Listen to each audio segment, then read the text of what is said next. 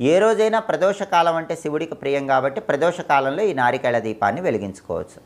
ఈ నారికేళ దీపాన్ని ఎలా వెలిగించాలంటే మీ గృహంలో పూజా మందిరంలో పరమేశ్వరుడి చిత్రపటానికి లేదా లింగస్వరూపానికి గంధం బొట్లు, కుంకుమ బొట్లు పెట్టి ఆ తర్వాత శివుడి దగ్గర ఒక పీట ఏర్పాటు చేసుకోవాలి. పూజలు చేసుకోవటానికి ఉపయోగించే ఒక చిన్న పీట ఏర్పాటు చేసి ఆ పీటకు పసుపు రాసి కుంకుమ బొట్లు పెట్టి ఆ పీట మీద ఒక రాగి పళ్ళాన్ని ఉంచాలి లేదా ఇత్తడి పళ్ళాన్ని ఉంచాలి.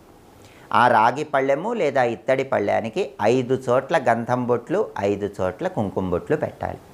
ఆ తర్వాత గంధం కొద్దిగా తీసుకొని ఆ గంధంలో వీలైతే గంగాజలం కొద్దిగా కలపండి. వీలు కాకపోతే మామూలుగా మంచినీళ్ళు కలిపి తడి గంధం తయారు చేసుకోండి.